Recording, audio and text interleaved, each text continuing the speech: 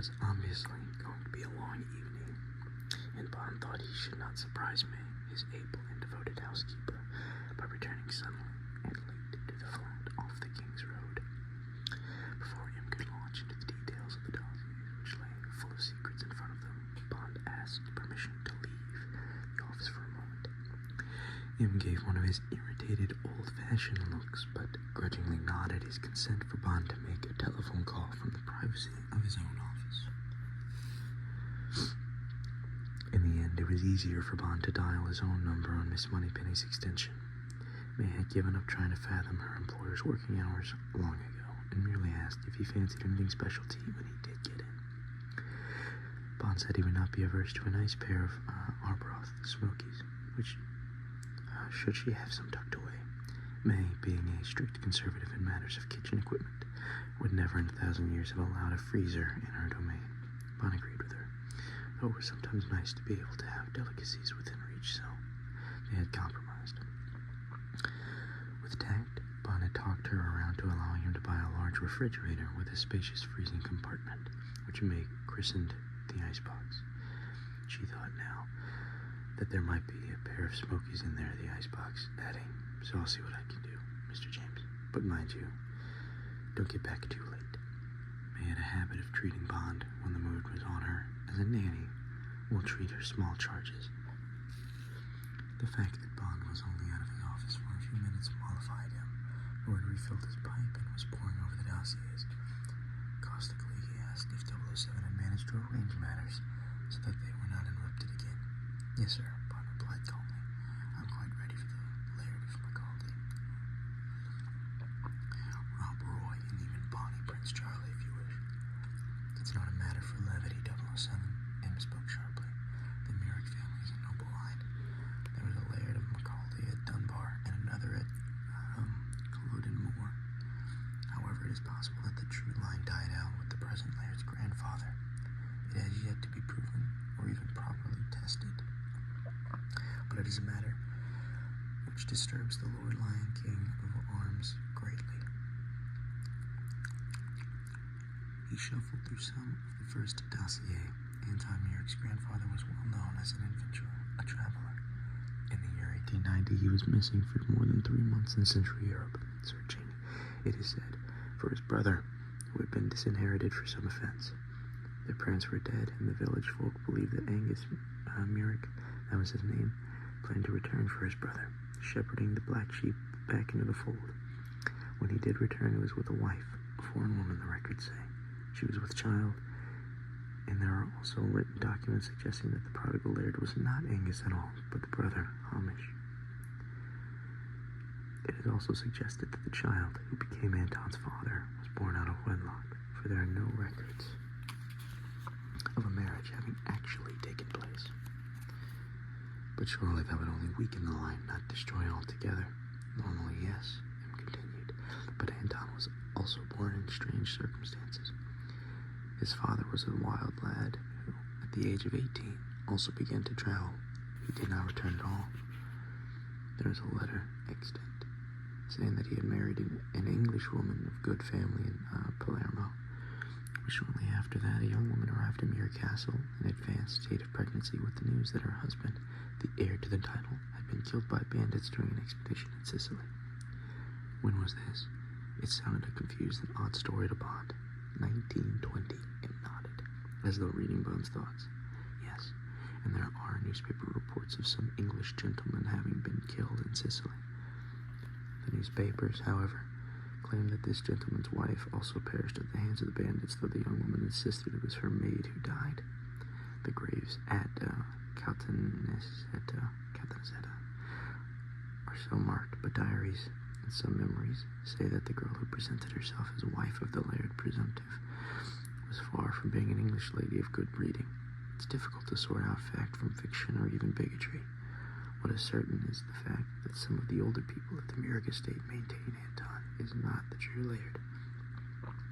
Though knowing which side their bread is buttered, they only whisper it privately and will not commit themselves to either strangers or authority. But the baby was baptized Anton and took the title. Baptized Anton Angus, yes. And took the title Laird of Macaulay, yes, M said with a slight So whatever else, we must treat him as a Scottish laird. I presume he is also a bona fide nuclear scientist.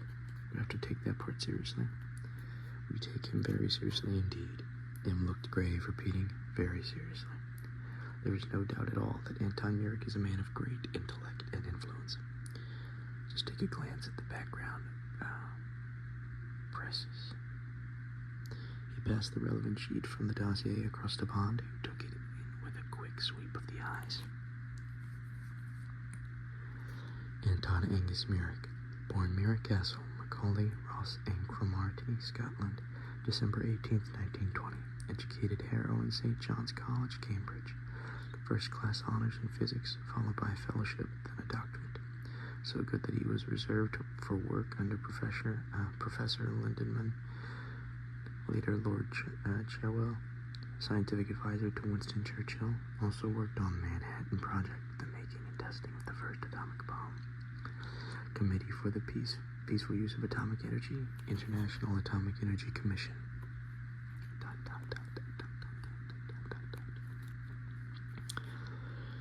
Murick had resigned from this last position just 2 years ago. There followed a lengthy and impressive list of companies with which Murick was associated. Bond's eyebrows gradually rose higher as he read the list.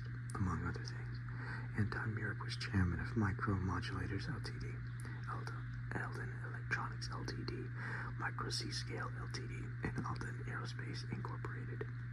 In addition, he sat on countless boards, all of which had some direct application to nuclear power or electronics. Bond also saw that the firms include some specialist contractors with great knowledge of design and building in the field of nuclear reactors. You spot the odd man out, Emma asked from behind a cloud of pipe smoke. Bond looked down the list again. Yes, they're tucked away among all the electronics, nuclear companies, and aerospace conglomerates was a strange entry. Brazilian fashions. Bond read out the entry. Yes, damned dressmaking.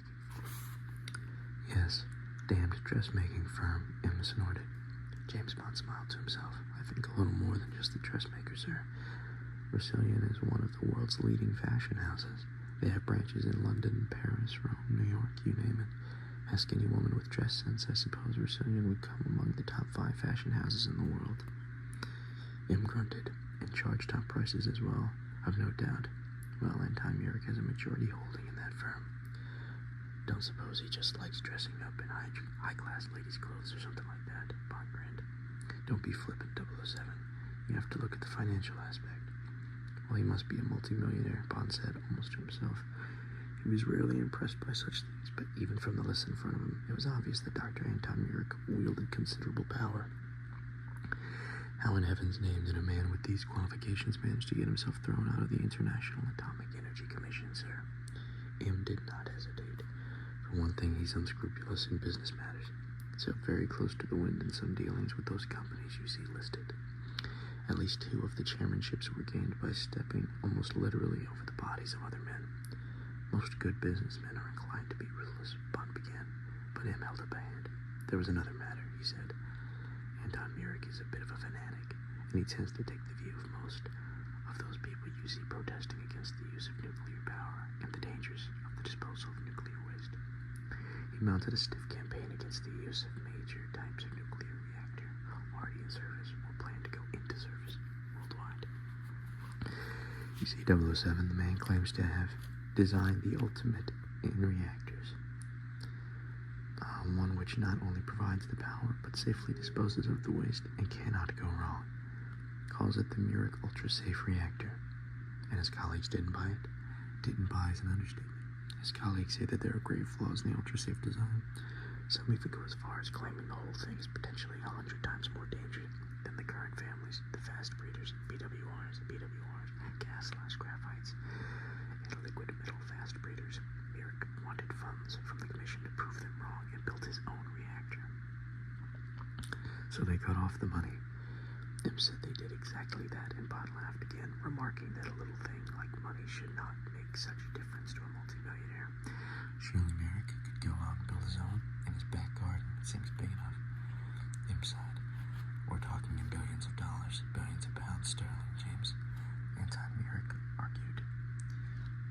There were apparently some terrific rows and suggestions that the man's far from stable. He touched his forehead with an index finger. That's really why this whole business of contact with a fellow like Franco worries me. It's also why I will on no account allow you to go charging into the field without preparation. Could be wrong, of course, but I really don't think a week or so is going to make that much difference. Especially if I can turn you into the ideal penetration agent, establish you within the American entourage, and to that end, and begin to leaf through his own dossier again. I think you'd better meet Anti-Merrick and his household. He drew several photographs from the bulky depths of the file. You're going to officially deny Dugan's request. Then, Bonds might have become completely concentrated on the job in hand by now. Having been inactive for a long time made little difference to him. The job was like swimming or driving. Once the rudiments had been mastered, professionalism, when something big turned up, came back like the flicking of a switch. Whatever plot was being hatched, either by Franco or Dr. Anton-Merrick, Bond would not now rest until every end was tied up, no matter how dangerous or arduous or even plain dull it turned out to be. M grunted. Dugan's got two good people in the field. 2 good people. They've already had 4 tries at keeping tabs on Franco. Plenty of practice. That should eventually make them perfect. I have confidence that they'll discover his port of exit this time. We'll put a tail on Franco when the moment comes. Your job's too important. He must have seen the quizzical look on Bond's face. And don't tell me that I'm putting you in on my 5's territory. I know that, and so do you, but my bones tell me it won't be for long. The action's going to move out of Scotland as soon as whatever it is they're cooking comes to the boil. Now for the pretty pictures.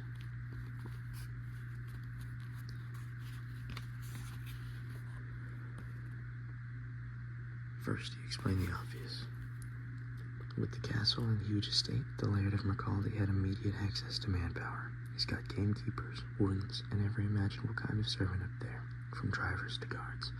So as far as the Laird's concerned, he has no real security problem. There is a central core family, though. First, the doctor himself.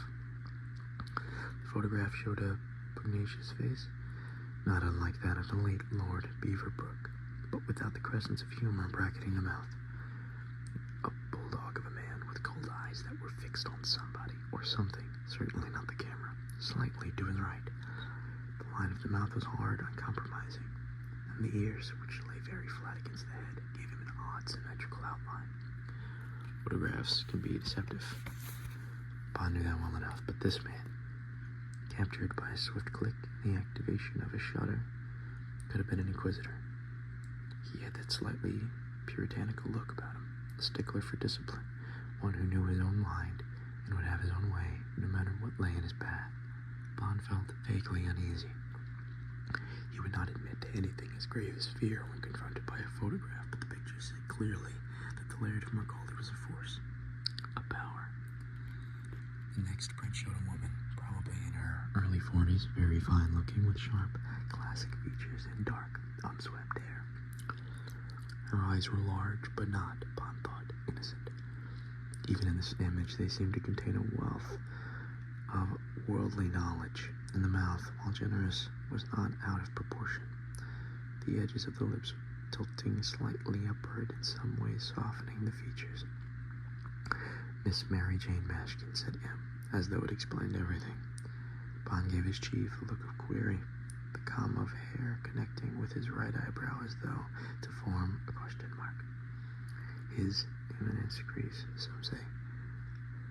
M puffed at the pipe, as though slightly embarrassed. Certainly Merrick's mistress was his secretary for 10 years, Merrick's strong right arm and personal advisor. She's a trained physicist, Cambridge University, the same as the Laird, though not his standard, it seems. Acts as a hostess for him, lives at Bury Castle, travels with him, eats, and all the rest of it. Bond reflected that he could have been wrong about the Puritanism, but then amended his thoughts.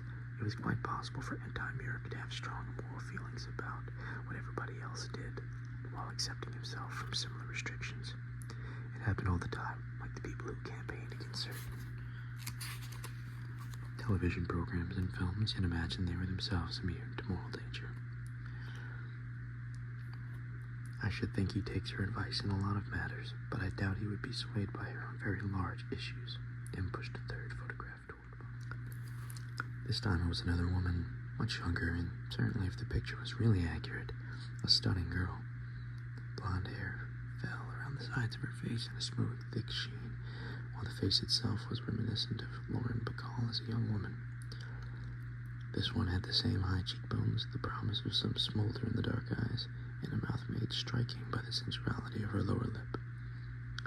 Above the eyes, her brows were shaped naturally in a kind of elongated circumflex. Bond allowed himself to relax in an almost inaudible low whistle. M cut short this reflex reaction. Anti-Merrick's ward, Miss Lavender Peacock.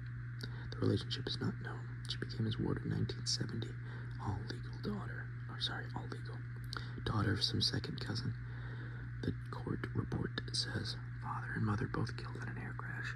There's a little money, several thousand, which comes to Miss Peacock when she reaches her 27th birthday. That is next year. Bond observed that Lavender Peacock was quite a girl, though he somehow thought he recognized her, not just from her resemblance to the young Bacall. Possible 007. The girl's kept on a tight rein, though. In some matters, the laird is very old-fashioned. Lavender Peacock is treated like a fragile piece of china. Private tutors when she was a kid, trips abroad only when accompanied by Merrick and trusted watchdogs. The Mashkin woman's toted her around a bit. You may have seen her picture in connection with that dressmaking business. From time to time, the laird allows her to model, but only at very special functions and always with the watchdogs around. Watchdogs, Bond picked up on the expression. M rose and strode to the window, looked out across the park, now hazy as the sun dropped slowly, and like lights began to come on over the city. Watchdogs inquired. Oh, yes. Mainly women around the Mashkin lady in the dressmaking firm. He did not turn back toward Bond. Merrick always has a few young Scottish toughs around, the kind of bodyguard. You know what these people are like? Not just for the ward, but the whole family. There's one in particular, sort of a chief heavy. We haven't got a photograph of him, but I've had a description, and that certainly matches his name. He's called Gaber. There's a long silence. At last, Bond took a deep breath. He had been looking at the triptych of photographs in front of him. So you want me to ingratiate myself with this little lot? Find out why Franco's paying so much attention and generally make myself indispensable. I think that's the way to go. M turned from the window. We have to play the game long, 007. Very long indeed. I have great reservations about Dr. Anton Merrick. He'd kill without a second thought if it meant the success of some plan with which he's obsessed. And we all know he's obsessed, at this moment, with the business of his ultra-safe nuclear reactor. Maybe there's some harebrained scheme of investing in one of Franco's endeavors and raking in a rich profit, a quick return, enough money to prove the Atomic Energy Commission wrong. Who knows? It'll be your job to find out, James. Your job and my responsibility. Suggestions on how to do it would be welcome, Bond began, but as M was about to reply, the red telephone burned on his desk. For a few minutes, Bond sat silently, listening to M's side of a conversation with Sir Richard Dugan. When the call was completed, M sat back with a thin smile. That settled it then. I've told MI5 that you're ready to move in and follow up any information they care to give. Dugan's left details on his surveillance people here. He tapped the MI5 file with his knuckles.